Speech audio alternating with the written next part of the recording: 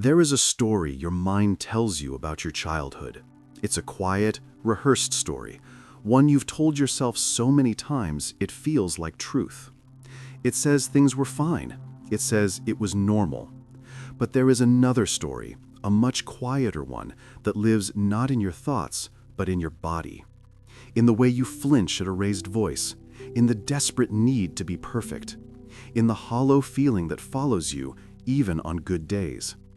This is the story written by your unconscious, and it is the real one. Today, we are not going to listen to the rehearsed story. We are going to listen to the silence. We are going to uncover what truly happened when you were small and why, all these years later, you are still living as if you are that same child, waiting for a safety that never came. This is about what happens when you finally stop pretending. You know the feeling. It's the tightness in your chest when you walk into a room and immediately scan the faces. It's the way you apologize for things that aren't your fault. It's the exhaustion that comes from constantly managing your own emotions so you don't inconvenience anyone else. On the surface, you are an adult. You have a job, responsibilities, a life. But underneath, there is a different reality playing out. A reality where you are constantly on guard, where a simple comment from a boss or a partner can send you spiraling into a quiet panic. You tell yourself you're just sensitive, or that you need to be tougher, but that's just the rehearsed story talking again. The truth is, these reactions are not random. They are echoes. They are the footprints of a child who learned very early on that the world was not a safe place, that love was conditional, that being yourself was a risk. This is the context of your daily life, the quiet anxiety that hums in the background of everything you do, the need to control your environment, your relationships, your own feelings, because deep down you learned that chaos was always just one misstep away. This isn't a personality flaw. It's a survival strategy that has outlived its purpose. To understand why you still live with this constant hum of anxiety, we have to go back. Not to the stories you tell, but to the silence between them. To the moments that were too confusing, too painful for your young mind to process. Freud taught us that the mind has a brilliant, painful way of protecting itself. When something is too much for a child to bear, it doesn't just go away. It gets buried. It gets placed in the basement of your psyche, in the unconscious, and there it waits. It doesn't speak in words. It speaks in feelings, in reactions, in the patterns you can't seem to break. Think of a very young child. Their entire world is their caregivers. Their sense of safety, of worth, of reality itself, is built entirely through the reflections they see in their parents' eyes. When those reflections are consistently warm, steady, and loving, the child builds a foundation of basic trust. They learn that the world is fundamentally safe and that they are fundamentally good. But what happens when those reflections are fractured? When a parent is unpredictable, exploding in anger one moment and withdrawn in cold silence the next? Or when they are emotionally absent, too wrapped in their own struggles to see the child's needs? Or when love is given only as a reward for achievement or for being quiet and causing no trouble? In that environment, a child cannot process the reality that their parent is flawed or overwhelmed or hurting. That is an impossible thought. So the child's mind does the only thing it can do to survive. It decides that the problem must be them. If I were better, quieter, smarter, more lovable, then they would be happy. Then I would be safe. This is the genesis of the deepest wound. It is not the dramatic, single event of trauma, though that can happen. It is more often the slow, steady drip of emotional misattunement. It's the birthday party where you felt invisible, the time you cried and were told you were too sensitive, the constant tension in the house that you learned to navigate like a tiny, anxious diplomat. These moments are recorded not as memories, but as blueprints for how to exist in the world. Your feelings are a burden. Your needs are an inconvenience. Your true self is unacceptable. This is the real root, the forgotten pain.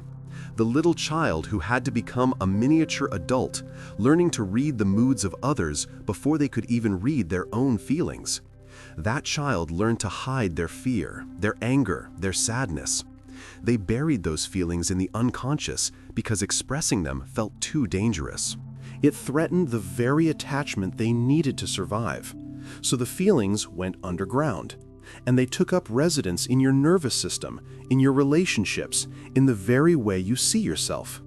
You are not overreacting to your present life. You are having a perfectly normal reaction to the old buried pain of a child who never got to have a normal childhood. You are reacting to the ghosts in the room, the echoes from a time when being seen and heard wasn't safe. And so, the child you were built a fortress of control, of perfection, of silence. You learned to anticipate the storm before the clouds even gathered. You learned to make yourself small, agreeable, and endlessly useful. For a while, this worked. It kept you safe. It got you through. But a fortress built in childhood becomes a prison in adulthood. The very walls you built for protection now keep you isolated from the very things you crave: real connection, real safety, the freedom to be imperfect. This is the stage of collapse. It's not a dramatic single breakdown, though it can feel like one. It is a slow, grinding erosion. It's the exhaustion that no amount of sleep can cure. It's the feeling of being an imposter in your own life, smiling on the outside while you are screaming on the inside. It's the relationships that follow the same painful script. You find yourself drawn to people who are emotionally distant, or critical, or unpredictable, because that is the familiar terrain of your childhood. Unconsciously, you are trying to fix the old story.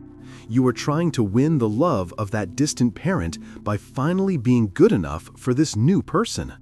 But it never works. It only repeats the pain. Or perhaps you become the one who is distant. You build walls so high that no one can get in, and then you feel lonely and wonder why. You sabotage good things because the feeling of stability feels foreign and therefore unsafe. Your life becomes a series of repetitions, the same arguments with different people, the same feelings of inadequacy in different jobs, the same hollow victory after you achieve something, because the approval you were really seeking was from a ghost.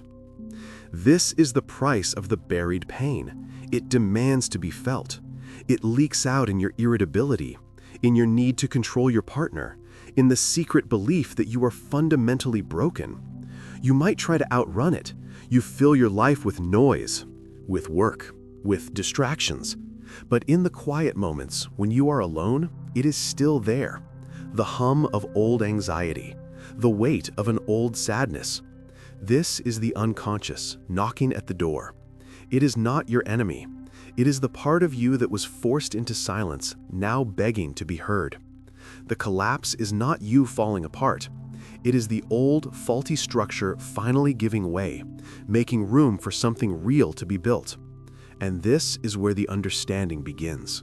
The moment you realize that you are not crazy, you are not too sensitive, you are not broken, you are wounded, there is a profound difference.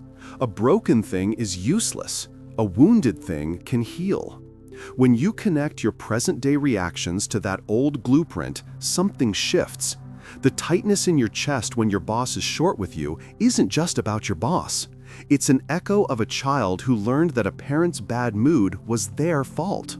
Your desperate need for perfection isn't a noble pursuit of excellence.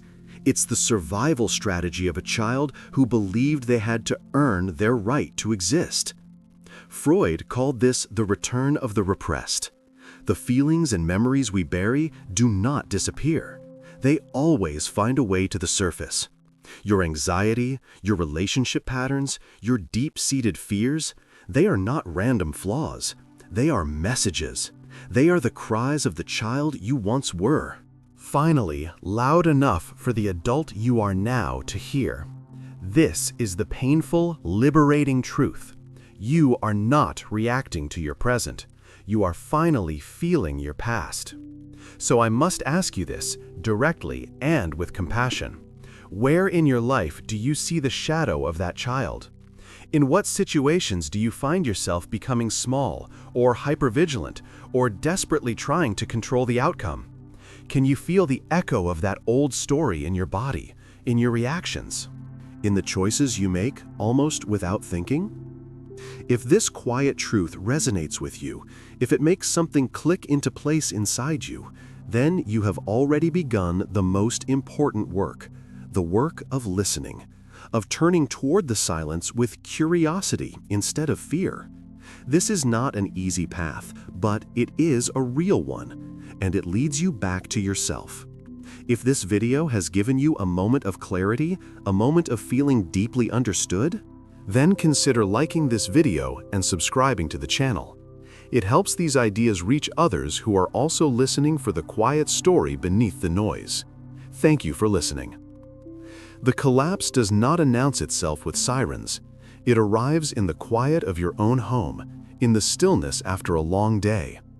It's the moment you realize you have been holding your breath for hours. It's the inexplicable rage that surfaces when a grocery bag tears, or the profound sadness that washes over you during a commercial. These are not overreactions, they are leaks. The fortress you built as a child, the one made of perfect behavior and controlled emotions, is beginning to crack under the weight of a life you were never meant to carry. You see, the energy required to keep the past buried is immense. It is a full-time job for which you never applied. You spend your days managing impressions, editing your words, and suppressing any feeling that seems too messy or too loud. You become an expert in the performance of being okay. But the self you hide away, the one that is hurt, angry, and deeply afraid, does not vanish. It grows tired of the silence, and so it begins to speak in the only language it knows, the language of the body. It is the knot in your stomach that won't loosen, the headaches that have no medical cause, the fatigue that feels like a lead blanket no matter how much you rest. Your body is keeping the score of a war you are trying to forget. And then there are the relationships. You may find yourself drawn again and again to the same type of person, the one who is just out of reach, who makes you work for their affection, whose love feels like a prize you must constantly earn. Or perhaps you become the one who leaves first, sabotaging a good thing the moment it starts to feel stable, because stability feels unfamiliar and therefore threatening. You are not making conscious choices here. You are following an old map, drawn by a child who knew only one kind of terrain, the unpredictable, the conditional, the unsafe. You repeat the pattern not because you want to, but because it is the only script you were ever given. It feels like home, even when it hurts. This is the true cost of pretending. It is a life lived on the surface, while a vast ocean of unmet needs and unspoken pain churns underneath. You might achieve everything you set out to do. You might have the career, the partner, the home, but there is a hollow space inside you that none of these things can fill. It is the emptiness left by the love you did not receive, the safety you did not feel, the child who was never truly seen. You try to fill it with work, with validation, with things, but it is a bottomless pit. The collapse is the realization that the performance is failing, the walls are crumbling. The old ways of coping are no longer working. And in that space, between the performance and the truth, is where the real feeling begins. It is terrifying, but it is also the beginning of your freedom. So what do you do when the fortress is crumbling?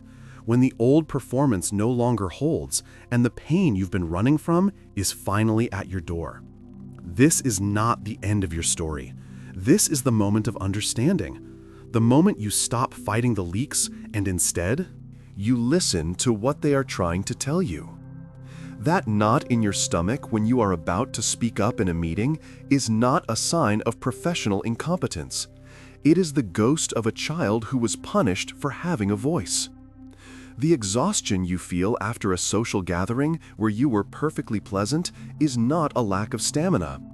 It is the depletion of an adult who has just finished a full shift performing the role of the easygoing, unproblematic person they were forced to become at 5 years old.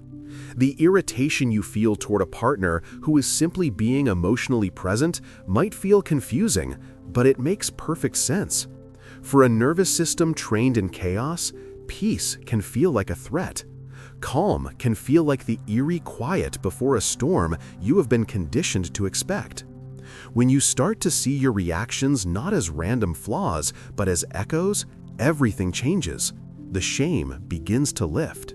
You realize you are not a broken adult. You are a wounded child living in an adult body, still trying to solve a problem that belongs to the past. The problem was never you. The problem was an environment that could not hold all of you. An environment where you had to hide your anger, your sadness, your needs in order to maintain a fragile sense of connection. Freud's great insight was that we are never truly free of these early imprints. They live in the unconscious, directing the play from backstage. But when you bring the light of understanding to them, they lose their power to control you in the dark. Understanding is not about blaming your parents. It is about unblaming yourself. It is the profound, quiet shift from asking, "What is wrong with me?" to asking, "What happened to me?" This question holds no accusation, only a deep and grieving curiosity. It allows you to look at your life and finally see the invisible threads connecting your present to your past. That critical inner voice, it is not your voice. It is the internalized voice of a caregiver whose approval felt like life itself. Your fear of abandonment, it is not a prophecy. It is the memory of a time when your emotional survival felt genuinely threatened by a parent's withdrawal. This is the point of liberation. It arrives not with a shout, but with a sigh. The sigh of a burden finally being put down. You begin to see that your entire adult life has been an attempt to create the safety you never had as a child. And in seeing that, you can finally stop punishing yourself for the ways you tried to survive. The control, the perfectionism, the people-pleasing, they were all life rafts. You do not scold a drowning person for clutching a life raft too tightly. You help them to shore. And understanding is the shore. It is the solid ground where you can finally stand and look back at the stormy waters you navigated, not with shame, but with a heartbreaking respect for the child who was simply trying to stay afloat. So I must ask you this, directly and with compassion. Can you feel the weight of that old performance in your body right now? Can you identify one pattern in your life, one repeated argument, one persistent fear, and trace its outline back to a feeling you learned to suppress long ago? If you offer yourself the simple, radical understanding that you are not malfunctioning, you are remembering. If this quiet truth resonates with you, if it makes something click into place inside you, then you have already begun the most important work, the work of listening, of turning toward the silence with curiosity instead of fear. This is not an easy path, but it is a real one, and it leads you back to yourself. If this video has given you a moment of clarity, a moment of feeling deeply understood, then consider liking this video and subscribing to the channel. It helps these ideas reach others who are also listening for the quiet story beneath the noise. Thank you for listening. And so we arrive at the quietest question, the one that hangs in the air after all the explanations have settled. The question is not for me to answer, but for you to feel. Where does this live in you? Not as an idea, but as a physical truth. Can you feel the ghost of that child in the way you hold your shoulders, perpetually braced for a blow that never comes? Can you see its shadow in the reflex to say sorry when you have done nothing wrong, or in the immediate retreat you make when someone offers you a genuine compliment, as if warmth itself is something to be suspicious of? Look at the last time you felt a surge of panic over a small mistake. Look at the relationship where you feel you are constantly auditioning for a role you never wanted. In these moments, who are you really trying to protect? And who are you really trying to please? Is it the person in front of you, or is it a memory? This is the moment where the past and the present finally meet. It is not a collision, but a recognition, a quiet acknowledgement that the child you were and the adult you are have been living the same story, separated only by time. When you can stand in your kitchen, feeling a wave of shame because you burned the dinner, and instead of spiraling into self-hatred, you pause. You hear the echo. You remember being 7 years old and spilling a glass of milk, and the cold silence that followed felt more terrifying than any shout. And in that pause, something new is born. Not a solution, not a fix, but a simple, profound understanding. You are not reacting to burned food. This is the integration, the bringing of the unconscious into the light of day. It does not erase the pain. It does not rewrite the past, but it changes your relationship to it.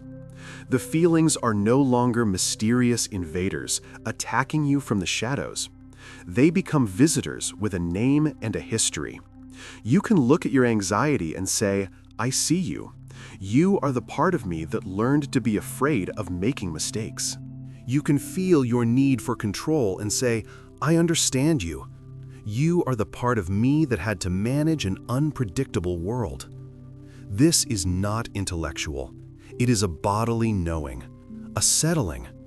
The war within you begins to quiet, not because the enemy has been defeated, but because you have finally recognized that the enemy was never you. This is the human work, the real work. It is the slow, gentle process of reparenting that wounded child with the understanding you now possess. It is speaking to yourself with the kindness that was absent then.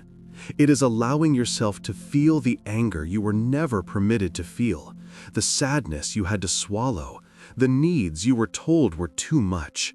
It is giving yourself permission to be imperfect, to be messy, to take up space. It is learning for the first time that your worth is not conditional upon your performance, that you are allowed to exist simply as you are. This is how you stop pretending, not by force, but by compassion. Not by erasing the past, but by finally, mercifully listening to it. So I must ask you this, directly and with compassion. In this moment of quiet, can you offer that understanding to the part of you that is still afraid? Can you see the reflection of that child in your own eyes and, just for a moment, let the performance rest? If this quiet truth resonates with you, if it makes something click into place inside you, then you have already begun the most important work. The work of listening, of turning toward the silence with curiosity instead of fear. This is not an easy path, but it is a real one, and it leads you back to yourself. If this video has given you a moment of clarity, a moment of feeling deeply understood, then consider liking this video and subscribing to the channel. It helps these ideas reach others who are also listening for the quiet story beneath the noise. Thank you for listening.